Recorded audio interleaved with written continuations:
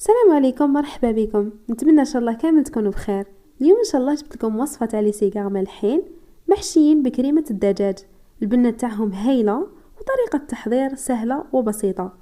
تبعوا معايا لا فيديو، واذا حبيتوا تشجعوني ديروا لي جيم وبارطاجيوها مع اصدقائكم واحبابكم وفي مواقع التواصل الاجتماعي.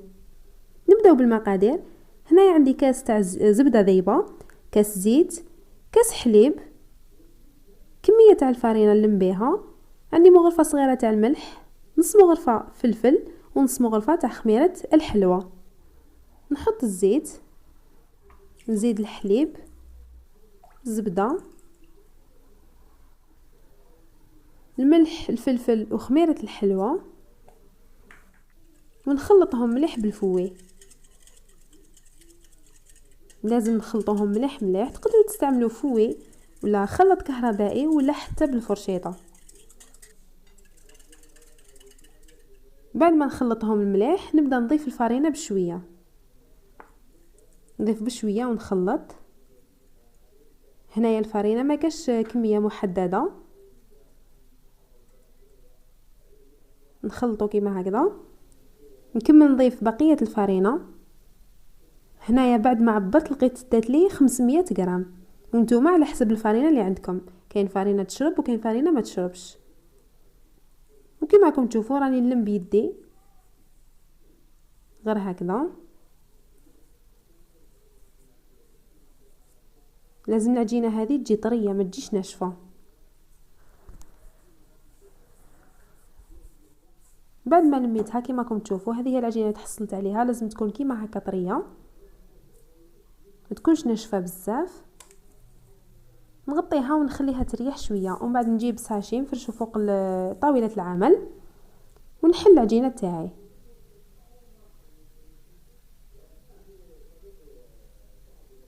نحلها شويه رقيقه، ما نديرهاش خشينه بزاف.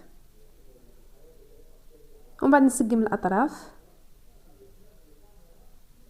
بهذه الطريقه، ونجيب الليمون تاع السيغار نحط فوق العجينه ونخلي شويه خارج. يعني ما ديروش العجينه قد السيغار سوا سوا هكا، باش كي تجيو تنحيوها تجيكم سهله. نقطع بهذا الشكل كما كنتو تشوفوش، طريقه سهله. ونرولي العجينه تاعي الدوره الاولى ونقطع كما شفتوا هكذا. وهنايا هاد المرحله لازم ديروها، يعني تغلقوا العجينه تاعكم مليح وتزيروها باش كي تدخلوا لي سيغار تاعكم للكوشه ما ينحلوش كامل. نضغط عليها بيدي هكا ونخلي شويه هذاك ليسباس تاع المول باين للفوق. نزيد نشكل حبه واحده اخرى معكم كيما راكم تشوفوا. نروليها خطره واحده ونقطع.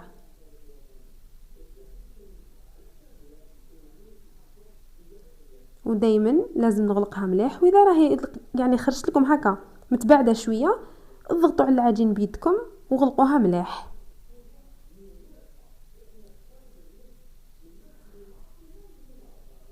كيما راكم تشوفوا هكذا.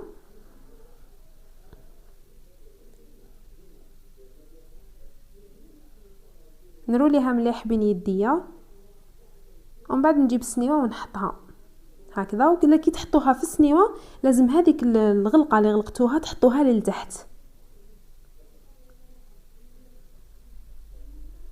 كيما راكم تشوفوا بعد ما كملت لي سيغار تاعي كامل ندخلهم الكوشه اللي كانت سخونه شعله غير من التحت على 180 درجه.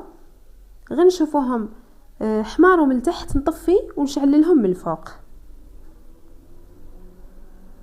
بالنسبه للعجينه اللي بقات لي قطعتها دوائر بهذا الشكل.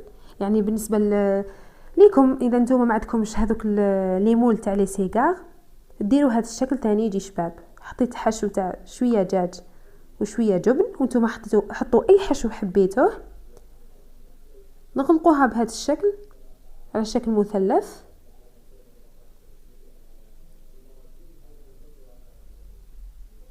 ونشكلوها على شكل حبه عرايش. نزيد حبه واحده اخرى معاكم، نضغطوا مليح، غلقوا مليح العجينه تاعكم باش الحشو ما يخرج لكمش في الكوشه.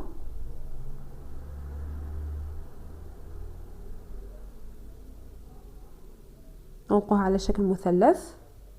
هذا الشكل ثاني بزاف شباب، وبعد ما يطيب يجي بريزونطابل. نغلقها مليح، نجبدها في الاطراف ونشكل الحبه تاعي. طريقه التشكيل سهله والحبه تجي كما قلت لكم بريزونطابل.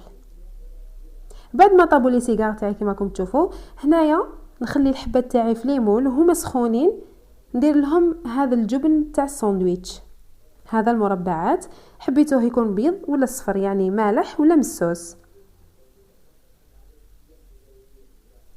نحط عليه هكذا ونقطع هذوك الزوائد. بعد ما غطيتهم كامل هكذا بالجبن، ندخلهم للكوشه تكون طافيه وسخونه 3 دقائق ونخرجهم. والحبه هذه كيف راهي سخونه نحط عليها القطعه تاع الجبن بهذا الشكل.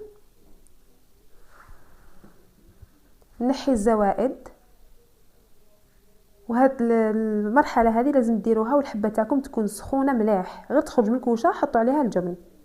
بالنسبه للحشو تاع لي سيغار، هنايا نحتاج دجاج يكون طايب ولا فاضلكم ولا صدر ولا اي قطعه تاع الدجاج، قطعه تاع الجبن، ديروا الكميه اللي حبيتو.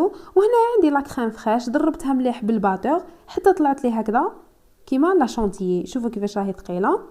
هنايا الدجاج نرحيه في الروبو كيما كنتو تشوفوا، رحيته مليح مليح شغل ولا لي على شكل كريمه. نخلطو مع لا كريم فريش.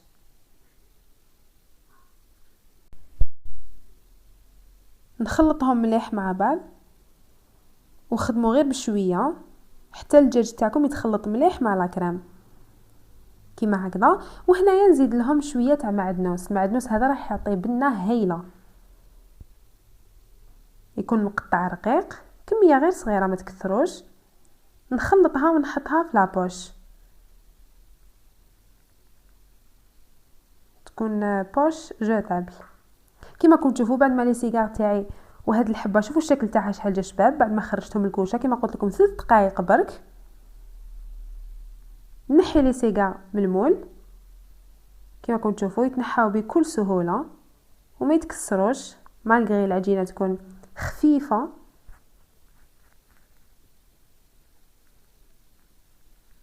وبعد ما نحيتهم كامل نعمرهم بلا كريم، تعمروهم بطريقه سهله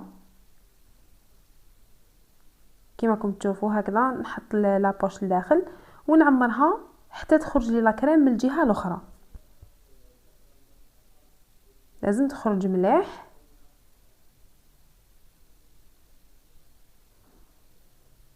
بهذا الشكل نزيد حبه واحده اخرى معكم، ولازم تعمروها مليح باش الحبه تجي لداخل معمره ماشي فارغه. كما قلت لكم لازم تخرجوا في الاطراف بهذا الشكل باش نرمدوها في الجبن. هنايا عندي جبن مبشور، نرمدها في الاطراف بهذا الشكل، راح تعطي شكل شباب شغل كيما لي سيجار تاع حلوين. نديروهم في الاطراف بنواه كوكو